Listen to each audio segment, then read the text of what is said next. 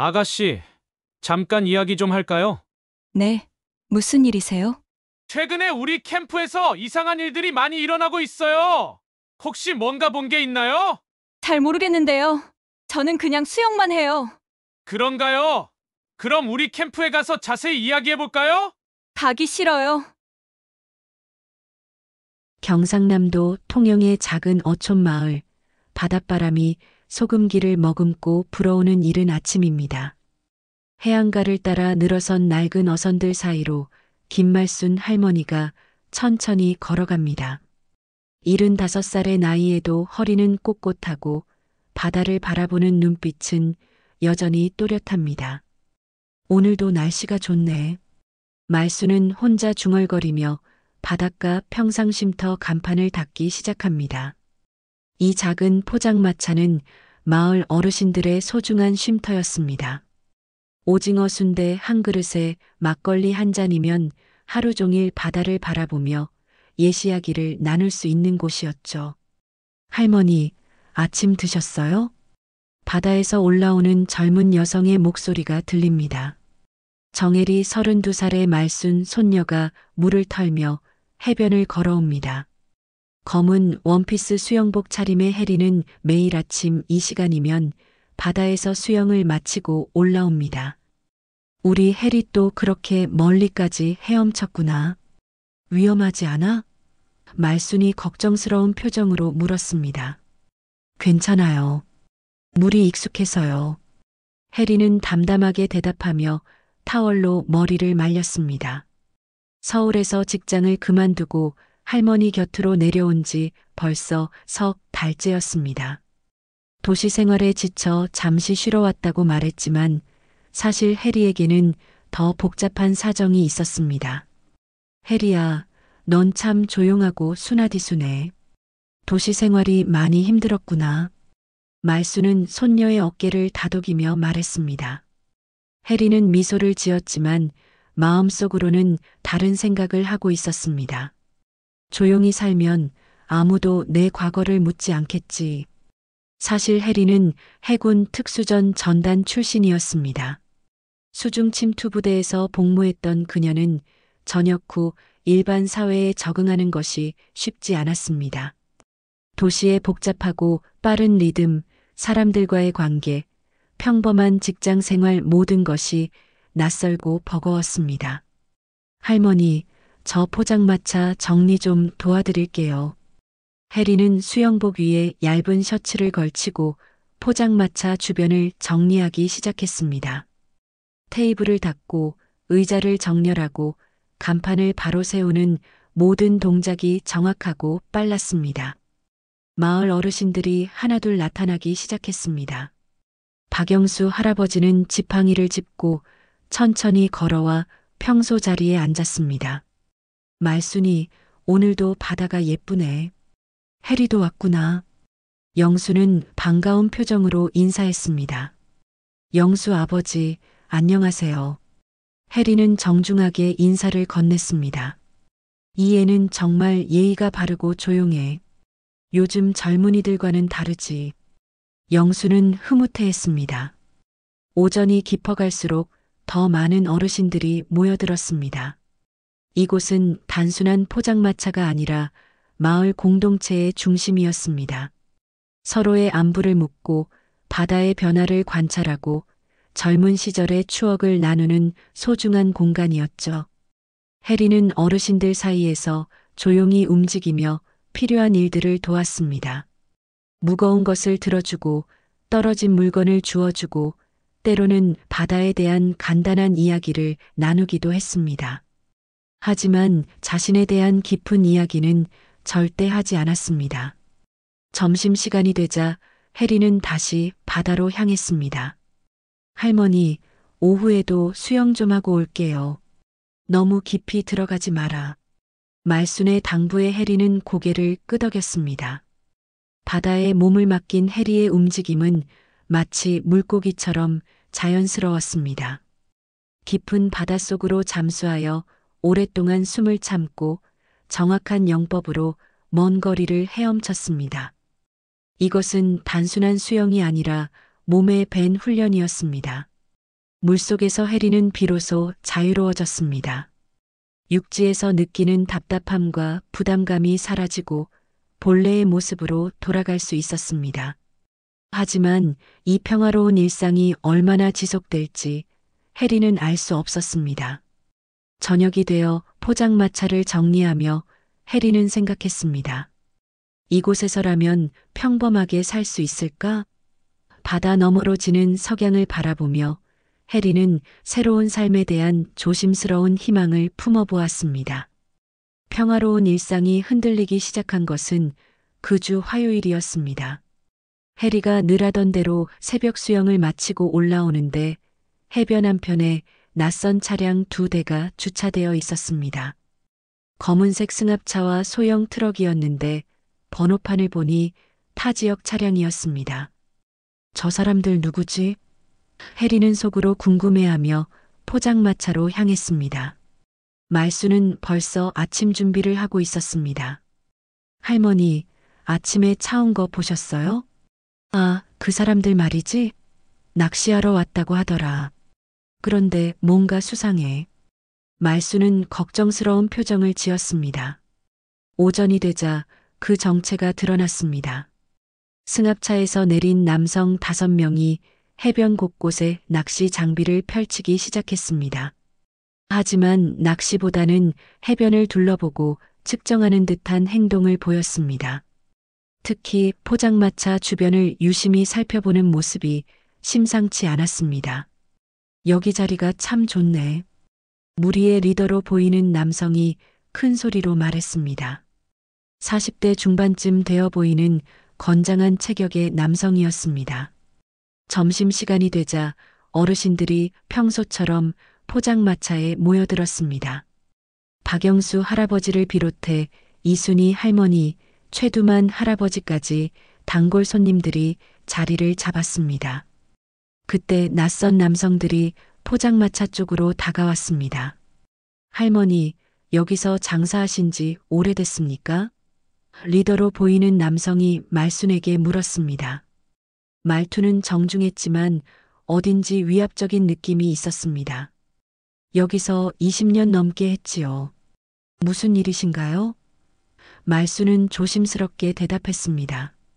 아, 그냥 궁금해서요. 이 자리 땅 문서 같은 거 제대로 있으신가요? 갑작스러운 질문에 포장마차 분위기가 어색해졌습니다. 어르신들도 수군거리기 시작했습니다. 땅 문서가 왜요? 우리 허가받고 하는 장사인데. 말순의 목소리에 경계심이 묻어났습니다.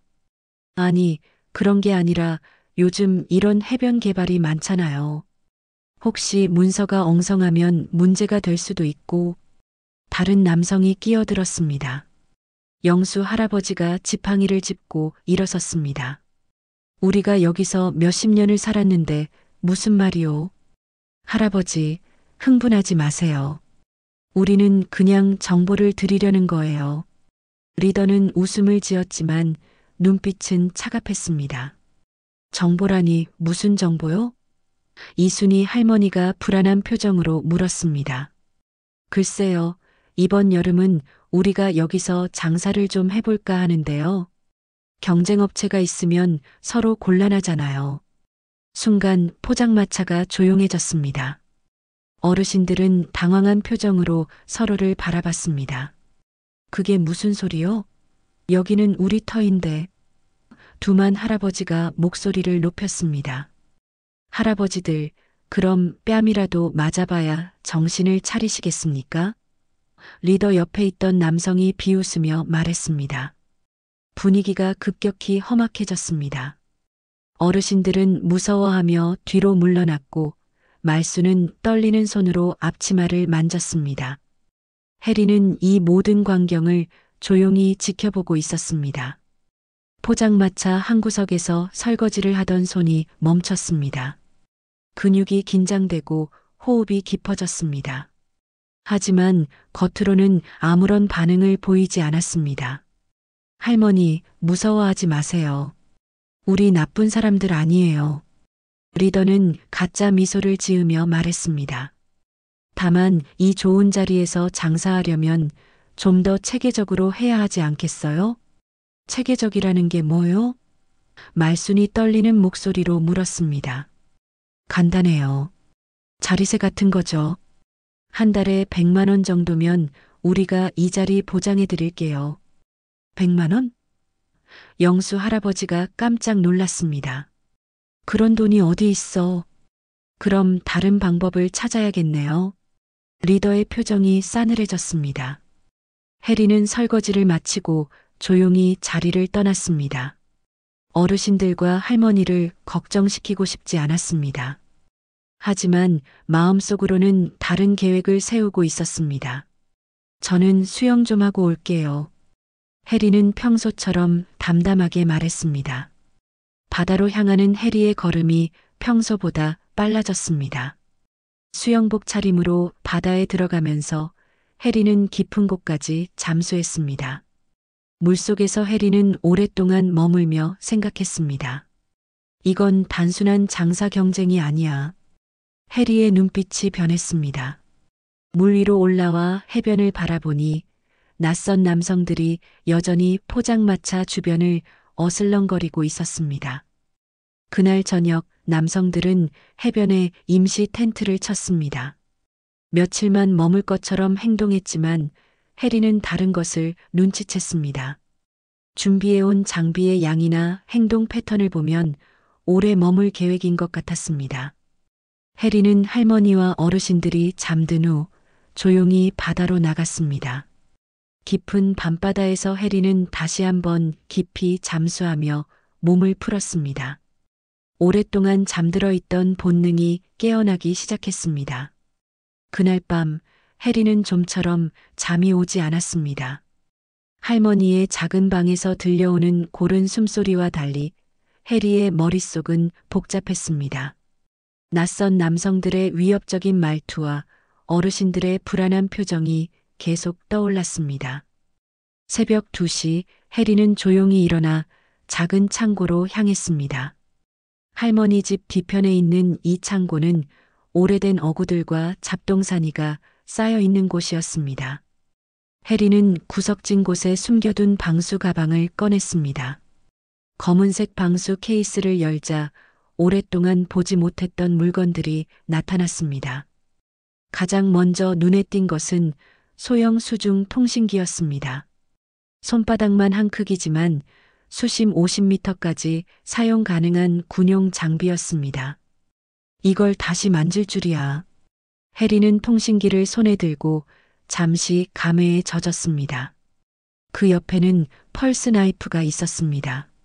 수중에서도 사용 가능한 특수 제작된 나이프로 해리의 손목 둘레에 딱 맞게 설계되어 있었습니다. 칼날은 여전히 날카로웠고 방수 처리도 완벽했습니다. 가장 특이한 것은 방탄 비키니 조끼였습니다. 겉보기에는 평범한 수영복이지만 내부에는 얇은 방탄 소재가 들어 있었습니다. 물속에서도 자유로운 움직임을 보장하면서 동시에 최소한의 보호 기능을 제공하는 특수 장비였습니다. 마지막으로 작전 일지를 펼쳤습니다. 해리가 특수전 전단에서 수행했던 다양한 임무 기록들이 빼곡히 적혀 있었습니다. 수중 침투, 해안 정찰, 인질 구출 작전까지 다양한 경험이 담겨 있었습니다. 작전명 청풍. 해리는 일지의 한 페이지를 가만히 들여다봤습니다.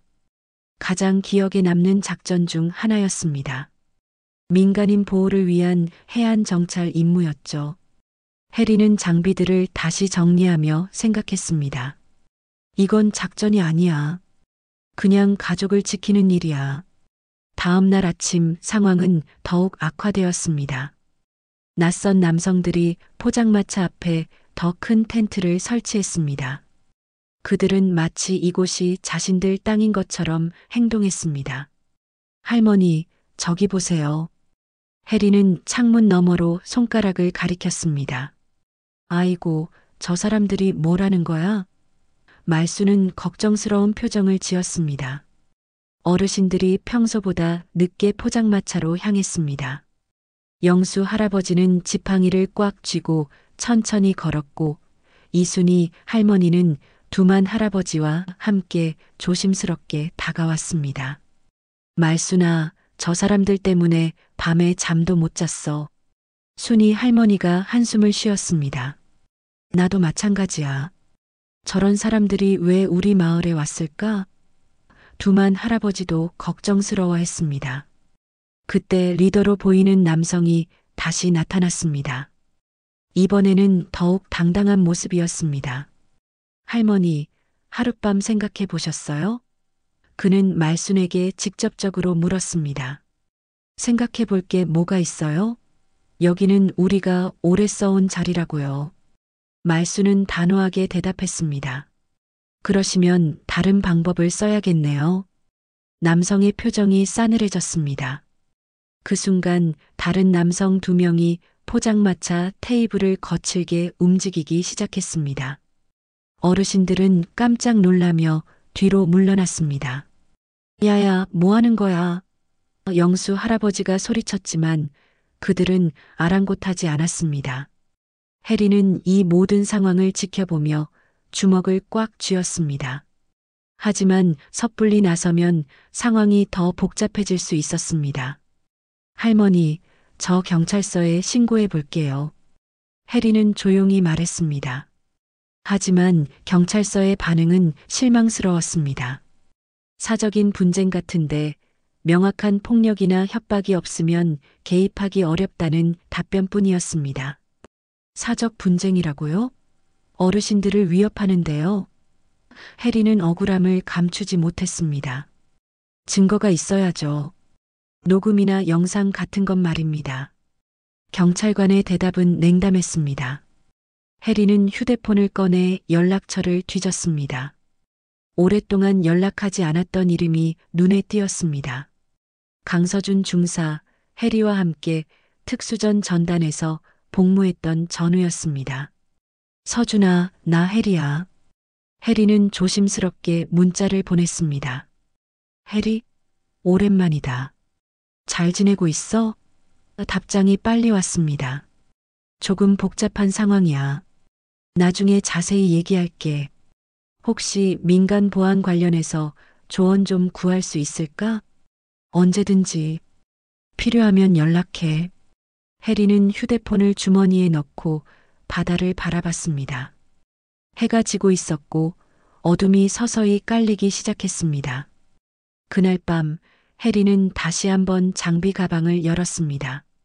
이번에는 단순히 확인하는 것이 아니라 실제 사용을 준비하는 것이었습니다.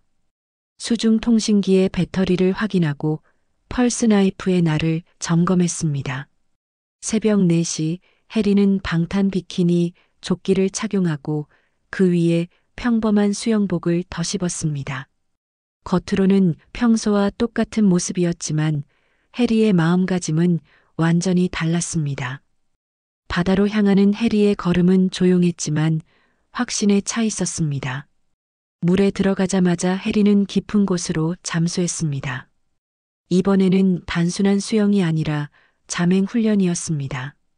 수심 10m 아래에서 해리는 오랫동안 움직임을 멈췄습니다. 폐활량을 늘리고 수중에서의 감각을 되살리는 훈련이었습니다. 달빛이 물속까지 스며들어 해리의 실루엣을 비췄습니다. 물 위로 올라온 해리는 해안가를 천천히 훑어봤습니다. 낯선 남성들의 텐트에서는 아직 불빛이 보였습니다. 해리는 그들의 위치와 움직임 패턴을 머릿속에 새겨 넣었습니다. 이제 시작이야. 해리는 조용히 중얼거리며 다시 바닷속으로 몸을 맡겼습니다. 사흘째 되는 날 상황은 해리가 예상했던 것보다 훨씬 심각해졌습니다. 낯선 남성들은 해변 곳곳에 작은 카메라들을 설치하기 시작했습니다. 감시용 CCTV라고 주장했지만 사실상 마을 어르신들의 모든 움직임을 지켜보겠다는 의미였습니다. 저 사람들이 왜 저런 걸 달아? 영수 할아버지가 불안한 표정으로 물었습니다. 안전을 위해서라고 하던데. 말수는 떨리는 목소리로 대답했습니다. 해리는 포장마차 설거지를 하면서 조용히 상황을 관찰했습니다. 카메라의 위치와 각도를 보니 포장마차 주변을 완전히 포위하는 형태였습니다. 이것은 단순한 감시가 아니라 심리적 압박을 위한 것이었습니다. 점심시간이 되자 리더로 보이는 남성이 또다시 나타났습니다. 이번에는 더욱 공격적인 태도였습니다. 할머니, 마지막으로 한 번 더 물어볼게요. 우리 제안 받아들이실 거죠? 아니라고 했잖아요. 여기는 우리 자리예요. 말수는 용기를 내어 대답했습니다. 그러면 어쩔 수 없네요. 남성은 손짓으로 동료들을 불렀습니다. 순간 2명의 남성이 포장마차 테이블을 뒤엎기 시작했습니다. 김치찌개 냄비가 바닥에 쏟아지고 어르신들이 앉아있던 의자들이 넘어졌습니다. 아이고, 이순이 할머니가 놀라서 비틀거렸습니다. 할머니, 두만 할아버지가 순이를 부축하려다가 함께 넘어졌습니다. 가장 충격적인 것은 영수 할아버지에게 일어난 일이었습니다. 지팡이의 의지에 일어서려던 영수는 남성 중 한 명이 거칠게 밀자 그대로 바닥에 주저앉았습니다. 할아버지들, 좀 더 빨리 정리하시죠. 남성이 비웃으며 말했습니다. 아이고, 가슴이. 영수 할아버지가 가슴을 움켜쥐며 괴로워했습니다. 영수 아버지. 말순이 달려갔지만 영수는 이미 얼굴이 새파랗게 변해 있었습니다. 해리는 즉시 영수 할아버지에게 달려가 맥박을 확인했습니다. 할머니, 구급차 불러요. 응급실에서 검사해 봐야겠습니다. 심장에 무리가 온 것 같아요. 구급대원의 말에 모든 사람들이 충격에 빠졌습니다. 말순도 상황을 지켜보다가 갑자기 어지러워하며 쓰러졌습니다. 할머니, 해리가 말순을 부축했지만 혈압이 갑자기 올라간 상태였습니다. 할머니도 병원에 가셔야 해요. 해리는 구급대원에게 말했습니다. 병원으로 향하는 구급차 안에서 해리는 분노를 억누르기 힘들었습니다. 하지만 지금은 할머니와 영수 할아버지가 우선이었습니다. 괜찮을 거야, 할머니. 해리는 말순의 손을 꽉 잡았습니다. 병원에서 검사를 받는 동안 해리는 복도를 오가며 생각했습니다. 이 바다는 너희가 알던 물놀이장이 아니야. 영수 할아버지는 심장에 무리가 와서 며칠 입원해야 한다고 했습니다. 말순도 스트레스성 고혈압으로 하룻밤 관찰이 필요했습니다. 해리야, 포장마차는 어떻게 하지? 말순이 걱정스러워했습니다. 걱정하지 마세요. 제가 처리할게요. 해리의 목소리에는 단단한 결의가 담겨 있었습니다. 그날 밤 해리는 병원에서 할머니 곁을 지킨 후 새벽에 마을로 돌아왔습니다.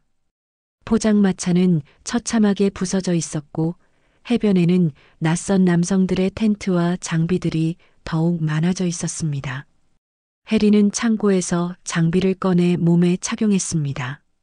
방탄 비키니, 조끼 위에 검은색 수영복을 입고 손목에는 펄스 나이프를 차고 수중 통신기를 목에 걸었습니다.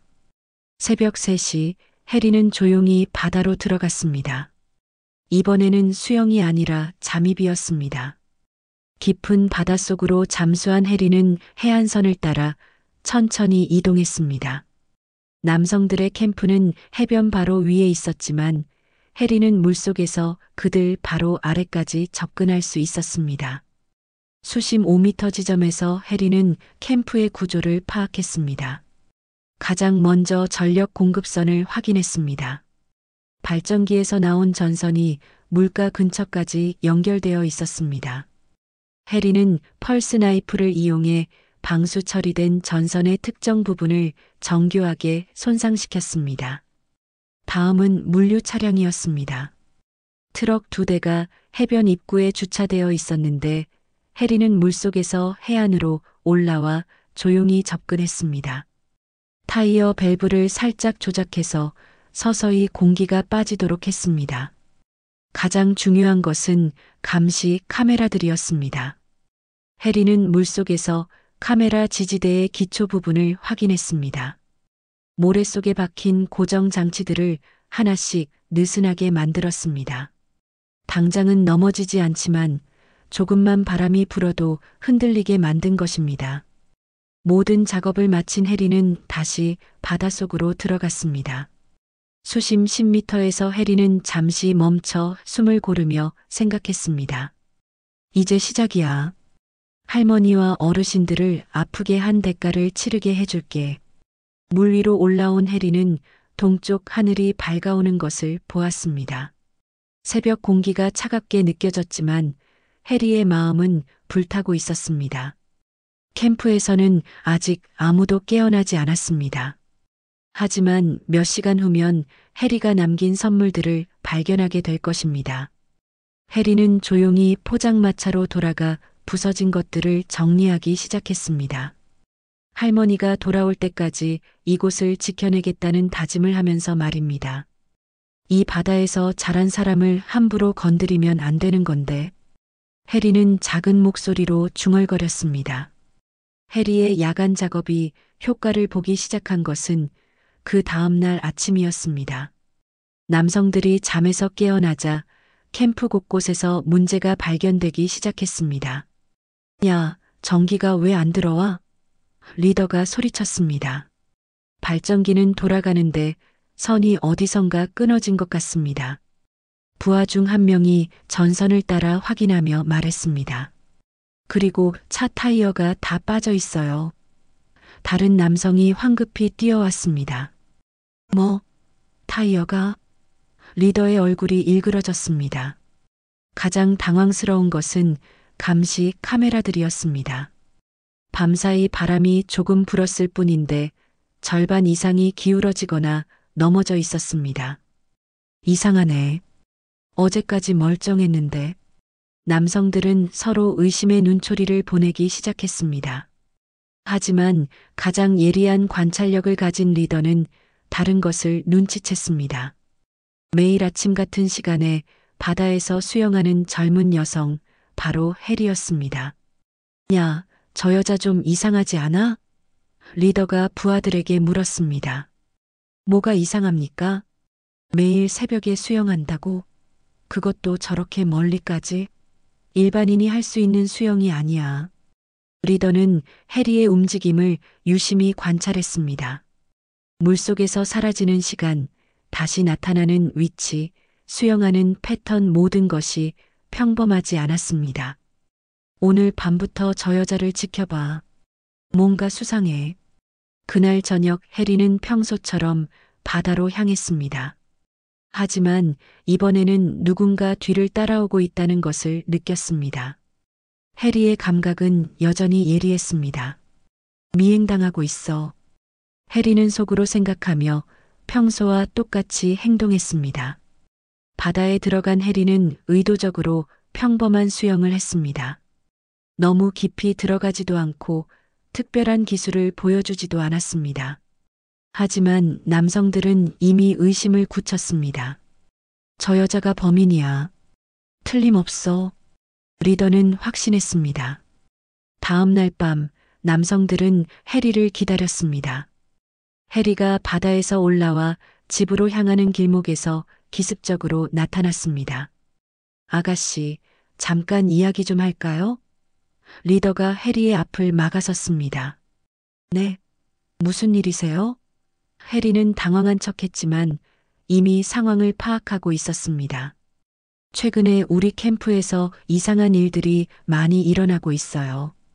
혹시 뭔가 본 게 있나요? 잘 모르겠는데요. 저는 그냥 수영만 해요. 해리는 담담하게 대답했습니다. 그런가요?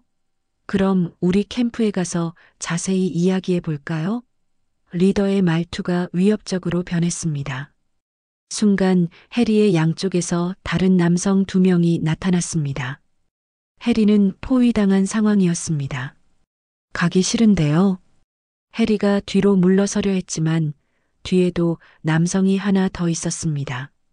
선택권이 없어요. 리더가 차갑게 말했습니다.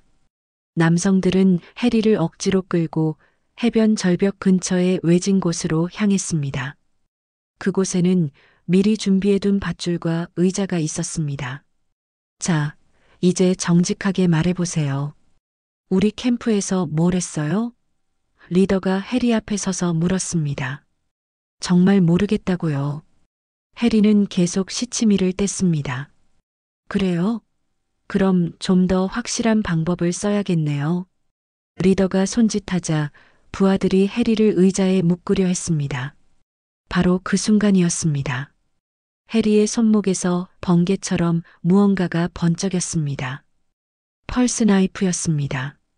첫 번째 남성의 손목을 정확히 제압한 해리는 동시에 의자를 차서 두 번째 남성을 밀어냈습니다. 세 번째 남성이 덤벼들자 해리는 몸을 돌려 다리로 상대의 무릎을 정확히 가격했습니다. 뭐야, 이 여자. 리더가 놀라며 소리쳤습니다. 하지만 해리의 움직임은 멈추지 않았습니다. 군사훈련으로 몸에 밴 움직임이 자연스럽게 나왔습니다. 네 번째 남성까지 제압하는 데 걸린 시간은 채 1분도 되지 않았습니다. 당신들이 먼저 위협했잖아요. 해리는 펄스 나이프를 손에 들고 말했습니다. 리더는 해리의 움직임을 보고 깨달았습니다. 당신 정체가 뭐야? 일반인이 아니지? 해리는 더 이상 숨길 수 없다는 것을 알았습니다. 그냥 가세요. 더 이상 우리 마을 어르신들을 건드리지 마세요. 이 여자 완전히 위험해. 리더가 소리치며 휴대폰을 꺼냈습니다. 그 순간 경찰차 사이렌 소리가 들렸습니다. 누군가 신고한 것이었습니다. 신고 들어온 곳이 여기죠? 경찰관이 현장에 도착했습니다. 네, 저 여자가 우리를 공격했어요. 리더가 소리쳤습니다. 잠깐 상황을 차근차근 설명해 보세요. 경찰관이 양쪽을 번갈아 보며 말했습니다. 저희가 이야기하고 있는데 갑자기 칼을 들고 공격했어요. 남성들이 일제히 주장했습니다. 해리는 펄스 나이프를 바닥에 내려놓으며 말했습니다. 이분들이 저를 끌고 와서 협박했어요. 정당방위였습니다. 하지만 현장의 상황은 해리에게 불리했습니다. 남성 4명이 다쳤고 해리는 멀쩡했습니다. 게다가 펄스 나이프는 명백히 무기였습니다. 아가씨, 이건 과잉 대응으로 보입니다. 일단 서에 가서 조사를 받으셔야겠어요. 경찰관의 말에 해리의 마음이 무거워졌습니다. 난 내 가족을 지키려 했을 뿐이에요. 그게 죄입니까? 해리의 목소리에는 억울함이 묻어났습니다. 경찰차에 타면서 해리는 바다를 바라봤습니다. 할머니와 어르신들을 지키려 했던 것뿐인데 오히려 자신이 가해자가 되어버린 상황이 믿기지 않았습니다. 남성들은 승리한 듯 웃으며 서로 눈짓을 주고받았습니다. 하지만 이들은 아직 해리가 누구인지 그리고 자신들이 어떤 상대와 맞서고 있는지 완전히 깨닫지 못했습니다. 경찰서에서 하룻밤을 보낸 해리는 다음 날 아침 석방되었습니다. 하지만 마을로 돌아가는 길에 해리를 기다리고 있던 것은 예상치 못한 상황이었습니다. 해리 씨, 사건에 대해 한 말씀 해주세요. 기자들이 몰려들었습니다. 특수부대 출신이라는 게 사실인가요? 민간인을 폭행한 이유가 뭔가요? 해리는 당황스러웠습니다. 어떻게 자신의 과거까지 알게 된 것일까요? 기자들의 질문 공세에 해리는 아무 말도 하지 못하고 황급히 그 자리를 벗어났습니다. 집에 도착한 해리는 텔레비전을 켰습니다. 지역 뉴스에서 자신의 이야기가 나오고 있었습니다. 통영의 한 해변에서 발생한 폭력 사건이 화제입니다. 가해자로 지목된 여성이 해군 특수전 전단 출신인 것으로 밝혀져 충격을 주고 있습니다. 화면에는 해리가 경찰차에 타는 모습이 나왔습니다. 그리고 남성들의 인터뷰가 이어졌습니다. 갑자기 칼을 들고 덤벼들더라고요. 정말 무서웠습니다. 우리는 그냥 이야기하려던 건데 과잉 반응이었죠. 리포터는 계속 이어갔습니다. 전직 특수부대원의 민간인 폭행, 과연 정당방위였을까요? 아니면 과잉 대응이었을까요? 해리는 텔레비전을 끄고 머리를 감쌌습니다. 모든 것이 왜곡되어 보도되고 있었습니다. 자신을 먼저 위협한 것도 할머니와 어르신들이 다친 것도 전혀 언급되지 않았습니다. 병원으로 할머니를 만나러 간 해리의 마음은 무거웠습니다. 말수는 뉴스를 보고 충격받은 상태였습니다. 해리야, 이게 다 사실이니? 말순의 목소리에는 실망감이 묻어났습니다. 할머니, 저는 그냥 할머니를 지키려고 했을 뿐이에요. 해리는 눈물을 참으며 말했습니다. 그래도 사람을 다치게 하면 어떻게 해? 이제 우리 마을에서 뭐라고 할까? 말수는 한숨을 깊게 쉬었습니다. 영수 할아버지도 비슷한 반응이었습니다. 해리야, 내 마음은 고맙지만 이렇게까지 할 필요는 없었을 텐데. 할아버지도 그렇게 생각하세요? 해리의 목소리가 떨렸습니다. 특수부대 출신이라니. 왜 진작 말하지 않았어? 영수는 복잡한 표정을 지었습니다. 병원을 나온 해리는 마을로 돌아가는 것조차 두려웠습니다. 뉴스가 나간 후 마을 사람들의 시선이 어떨지 뻔히 보였습니다. 역시나 마을에 도착하자 사람들의 반응은 냉담했습니다. 평소 인사하던 아주머니들도 고개를 돌렸고 아이들은 멀리서 해리를 가리키며 수군거렸습니다. 저 사람이 특수부대 출신이래. 무서워 보이지 않나? 앞으로 조심해야겠어. 해리는 집에 들어가 문을 꽁꽁 잠그고 침대에 주저앉았습니다. 내가 왜 이런 일을 당해야 하지? 가족을 지키려 했을 뿐인데. 자책감과 외로움이 밀려왔습니다. 도시에서 적응하지 못해 내려온 것도 할머니를 지키려 한 것도 모든 게 잘못된 선택이었던 것일까요? 그때 문 앞에서 노크 소리가 들렸습니다. 해리는 나가기 싫었지만 계속되는 노크 소리에 어쩔 수 없이 문을 열었습니다. 문 앞에는 50대 중반의 여성이 서 있었습니다. 낯선 얼굴이었지만 어딘지 친숙한 느낌이 들었습니다. 혹시 정혜리 씨 맞으세요? 여성이 조심스럽게 물었습니다. 네, 그런데 누구세요? 저는 이민호의 어머니입니다. 여성의 말에 해리의 얼굴이 굳었습니다. 이민호, 해리와 함께 특수전 전단에서 복무했던 전우였습니다. 그리고 해리가 평생 잊을 수 없는 작전에서 희생된 동료였습니다. 민호 어머니세요? 해리의 목소리가 떨렸습니다. 들어가서 이야기해도 될까요? 민호 어머니는 부드럽게 말했습니다. 집 안으로 들어온 민호 어머니는 해리를 자세히 바라봤습니다. 민호가 자주 이야기했어요. 정혜리 선배 얘기를. 어머니, 죄송합니다. 제가 민호를 지키지 못해서. 해리는 고개를 숙였습니다. 무슨 소리예요? 당신 덕분에 우리 민호 이름이 지켜졌는데. 민호 어머니는 해리의 손을 잡았습니다. 네. 군에서 사고 조사할 때 당신이 묵비권을 행사해서 민호 이름을 빼달라고 했다면서요. 덕분에 우리 아들이 영웅으로 기억될 수 있었어요. 해리는 그때를 떠올렸습니다. 작전 실패의 책임을 누군가 져야 했고 희생자의 명예라도 지키고 싶었습니다. 해리는 모든 책임을 자신이 지겠다고 했습니다. 당신이 그 일로 얼마나 힘들었는지 민호 아버지한테 들었어요. 저녁도 그 때문에 하게 된 거 아니에요? 그런 건 중요하지 않아요. 해리는 작은 목소리로 말했습니다. 중요해요. 우리 아들 이름을 지켜준 당신도 지켜질 자격이 있어요. 민호 어머니의 목소리에는 확신이 담겨 있었습니다. 하지만 이제 모든 사람들이 저를. 해리의 말을 민호 어머니가 끊었습니다.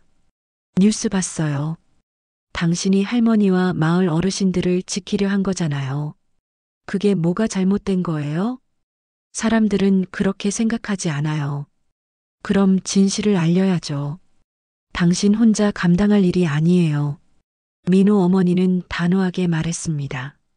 어떻게요? 민호 아버지가 국방부에서 일해요. 지금은 퇴직했지만 여전히 인맥이 있어요. 이 일 제대로 조사받게 도와드릴게요. 해리는 믿기지 않았습니다.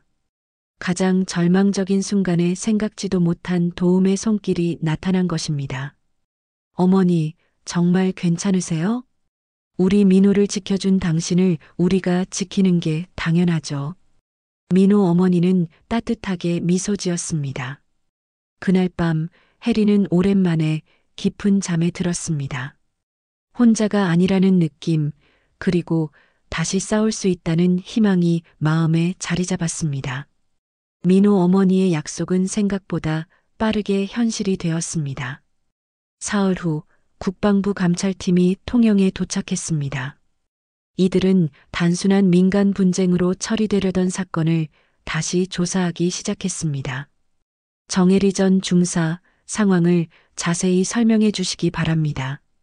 감찰팀장이 정중하게 말했습니다. 해리는 처음부터 차근차근 설명했습니다. 낯선 남성들의 등장, 어르신들에 대한 위협, 할머니와 영수 할아버지가 쓰러진 일까지 모든 것을 빠짐없이 이야기했습니다. 이분들의 신원을 확인해 본 결과 흥미로운 사실이 발견되었습니다. 감찰팀장이 서류를 꺼내며 말했습니다. 어떤 사실인가요? 이들은 모두 해병대 제대 군인들이고 배후에는 퇴역 장교가 있습니다. 그리고 이 해변을 불법으로 매입해서 대형 리조트를 건설하려는 계획이 있었습니다. 해리는 놀라지 않을 수 없었습니다. 단순한 깡패들이 아니라 조직적인 범죄였던 것입니다. 마을 어르신들의 포장마차는 그들에게 방해물이었습니다. 그래서 협박과 폭력으로 내쫓으려 했던 거죠. 감찰팀의 조사 결과는 충격적이었습니다. 해변 매입 과정에서 위조 서류가 사용되었고 지역 공무원들과의 유착 관계도 드러났습니다. 정혜리 전 중사의 행동은 민간인 보호를 위한 정당한 대응이었습니다. 감찰팀장의 말에 해리는 안도의 한숨을 쉬었습니다. 하지만 문제는 아직 끝나지 않았습니다. 범죄 조직은 여전히 해변에 머물고 있었고 오히려 더욱 공격적으로 변하고 있었습니다. 해리 씨, 우리가 공식 수사에 들어가려면 시간이 걸립니다. 그 사이에 마을 어르신들이 더 위험해질 수 있어요. 감찰팀장이 걱정스럽게 말했습니다. 해리는 잠시 생각했습니다. 그리고 예상치 못한 제안을 했습니다. 청풍 작전을 재가동할 수 있을까요? 청풍 작전이요? 민간인 보호를 위한 해안 정찰 작전입니다. 제가 예전에 수행했던 임무와 비슷해요. 감찰팀장은 해리의 제안을 진지하게 검토했습니다. 해군 정보부와 협력한다면 가능할 것 같습니다. 하지만 위험하죠. 어르신들이 더 다치기 전에 끝내야 해요. 그날 밤 해리는 오랜만에 강서준과 통화했습니다. 해리 상황 들었어. 정말 고생 많았구나. 서준의 목소리에는 걱정이 묻어났습니다. 서준아, 도와줄 수 있어? 당연하지. 우리가 청풍 작전 때 했던 것처럼 하면 돼. 고마워. 하지만 이번에는 좀 다를 거야. 뭐가 다르다는 거야? 이번에는 숨어서 하는 게 아니라 정면으로 맞설 거야. 계획은 간단했습니다. 해리가 정면으로 나서서 상대방의 주의를 끌고 그 사이에 해군 정보부가 증거를 수집하는 것이었습니다. 위험하지만 가장 확실한 방법이었습니다. 작전 당일 한여름의 폭염이 기승을 부리고 있었습니다. 해변의 모래는 뜨거워서 맨발로 걸을 수 없을 정도였습니다. 해리는 평소와 똑같이 검은색 수영복을 입었습니다. 하지만 그 아래에는 방탄 비키니 조끼를 착용했고 손목에는 펄스 나이프를 찼습니다. 목에는 수중 통신기를 걸어 정보부와 실시간으로 연락할 수 있게 했습니다. 해리, 준비됐어?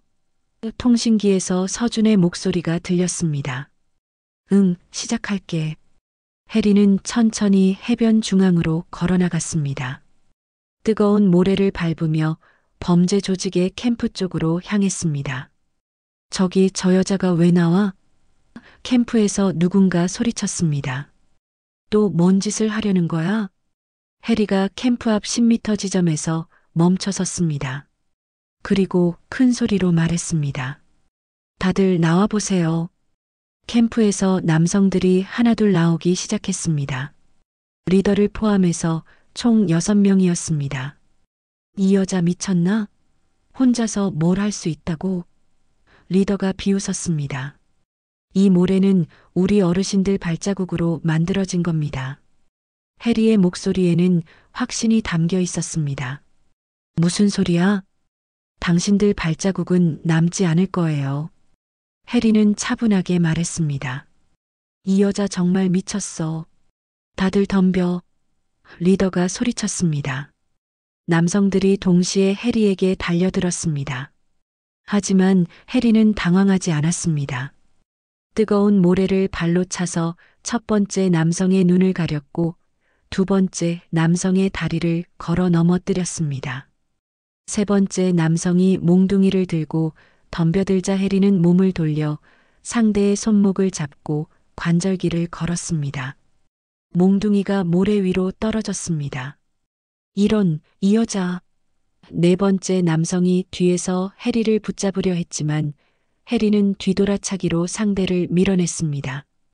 가장 강해 보이는 다섯 번째 남성이 마지막으로 덤벼들었습니다. 체격도 크고 움직임도 빨랐습니다.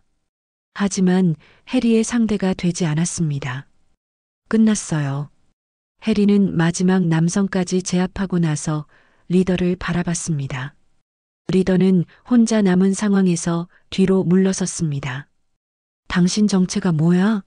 정말 그냥 이 바다에서 자란 사람이에요. 해리는 담담하게 대답했습니다. 그때 해변 양쪽에서 해군 정보부 요원들이 나타났습니다. 그들은 이미 모든 증거를 수집한 상태였습니다. 모두 체포합니다. 정보부장이 큰 소리로 외쳤습니다. 해리는 통신기에 대고 말했습니다. 청풍 작전 완료했습니다. 일주일 후 통영의 작은 어촌 마을에는 다시 평화가 찾아왔습니다. 범죄 조직은 모두 검거되었고 배후의 리조트 업체도 수사선상에 올랐습니다.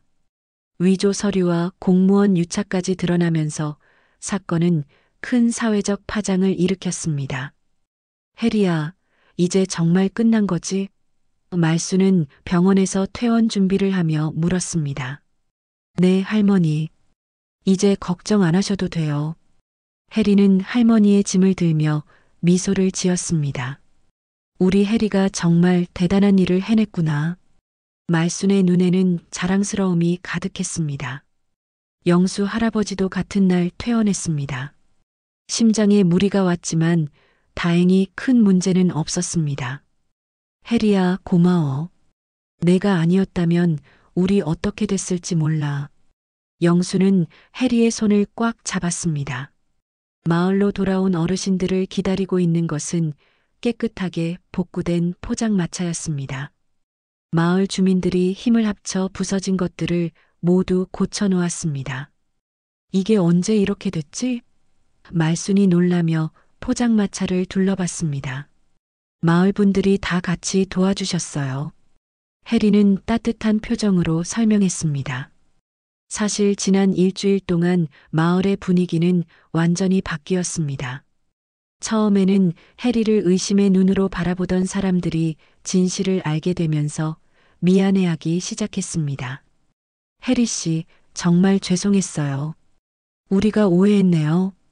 마을 이장이 먼저 사과했습니다. 괜찮아요. 이해할 수 있어요. 해리는 너그럽게 받아들였습니다. 뉴스에서도 진실이 보도되었습니다. 통영 폭력 사건의 진실, 전직 특수부대원의 숭고한 희생정신이라는 제목으로 해리의 진짜 이야기가 알려졌습니다. 포장마차가 다시 문을 연 첫날, 평소보다 훨씬 많은 어르신들이 모였습니다. 이순희 할머니, 최두만 할아버지를 비롯해서 마을의 모든 어르신들이 자리를 잡았습니다. 자, 이제 우리 해리에게 선물을 드려야지. 영수 할아버지가 일어나며 말했습니다. 선물이요? 해리는 의아해했습니다. 순이 할머니가 정성스럽게 포장된 상자를 꺼냈습니다. 우리가 직접 만들었어. 상자를 열어보니 나무로 정교하게 조각된 명패가 들어있었습니다. 바다의 수호자 정혜리라는 글자가 아름답게 새겨져 있었습니다. 이건 해리의 목소리가 떨렸습니다. 내가 우리를 지켜준 것처럼 이 바다도 지켜달라는 뜻이야. 두만 할아버지가 설명했습니다. 우리 마을의 진짜 수호자니까. 순이 할머니도 덧붙였습니다. 해리는 명패를 받아들며 눈물을 참을 수 없었습니다. 그동안 혼자라고 생각했는데 사실은 이렇게 많은 사람들이 자신을 이해하고 사랑해주고 있었습니다. 감사합니다. 정말 감사해요. 해리는 고개를 깊이 숙였습니다. 그날 저녁 해리는 오랜만에 마음 편히 바다로 향했습니다. 하지만 이번에는 숨어서 하는 작전이 아니라 당당하게 걸어가는 것이었습니다. 물에 들어간 해리는 깊이 잠수하며 생각했습니다. 이제 정말 새로운 시작이야. 한 달 후 해리에게는 새로운 직업이 생겼습니다. 해양경찰청에서 제안한 해양안전지도사였습니다. 관광객들과 어민들의 안전을 책임지는 일이었습니다. 정혜리 안전지도사님, 오늘도 수고하세요. 해양경찰서 직원이 인사했습니다. 네, 안전한 바다 만들겠습니다. 해리는 당당하게 대답했습니다. 해리의 주요 업무는 해변 순찰과 수상 안전 교육이었습니다. 특수전 전단에서 쌓은 경험이 모든 면에서 도움이 되었습니다. 해리 선생님, 수영 어떻게 저렇게 잘해요? 해양 안전 교육을 받던 아이들이 신기해했습니다. 많이 연습했거든. 해리는 웃으며 대답했습니다. 저희도 그렇게 수영할 수 있어요? 당연하지. 꾸준히 연습하면 돼. 해리는 아이들을 격려했습니다. 저녁이 되면 해리는 여전히 포장마차를 도왔습니다. 말순과 어르신들과 함께하는 시간이 소중했습니다. 해리야, 이제 마음이 편하지? 말순이 물었습니다. 네, 할머니. 드디어 제자리를 찾은 것 같아요. 해리는 진심으로 대답했습니다. 넌 내 손녀인 동시에 이 마을의 군인이야. 말순의 말에 해리는 따뜻한 미소를 지었습니다. 이젠 숨지 않아요. 이곳이 내가 지킬 곳이니까요. 해리는 바다를 바라보며 말했습니다. 그날 밤 해리는 창가에서 바다를 바라봤습니다. 달빛이 물결 위에서 반짝이고 있었습니다. 예전에는 이 바다가 도피처였지만 이제는 지켜야 할 터전이 되었습니다. 강서준에게서 문자가 왔습니다. 해리 뉴스 봤어. 정말 자랑스럽다. 언제 한번 놀러 갈게. 언제든 와. 맛있는 해산물 사줄게. 해리는 답장을 보냈습니다. 민호 어머니도 가끔 안부 전화를 했습니다. 해리야, 잘 지내고 있지? 우리 민호도 하늘에서 기뻐할 거야. 어머니, 정말 감사해요. 어머니 덕분에 새 삶을 살 수 있게 됐어요. 해리는 이제 과거를 부끄러워하지 않았습니다. 오히려 그 경험들이 지금의 자신을 만들어준 소중한 자산이라고 생각했습니다. 새벽이 되자 해리는 다시 바다로 향했습니다. 하지만 이제는 혼자만의 시간이 아니라 새로운 하루를 준비하는 시간이었습니다. 오늘도 평화로운 바다를 만들어 보자. 해리는 물속으로 몸을 맡기며 다짐했습니다. 통영의 작은 어촌 마을에는 이제 진짜 수호자가 있었습니다. 그리고 그 수호자는 더 이상 숨지 않고 당당하게 자신의 자리에서 사람들을 지키고 있었습니다. 이야기에 공감하신다면 댓글로 여러분의 생각을 들려주세요. 그리고 구독과 좋아요는 무료입니다. 구독 버튼 한 번의 클릭이 더 좋은 이야기를 만드는 큰 힘이 됩니다. 오늘도 시청해 주셔서 감사합니다.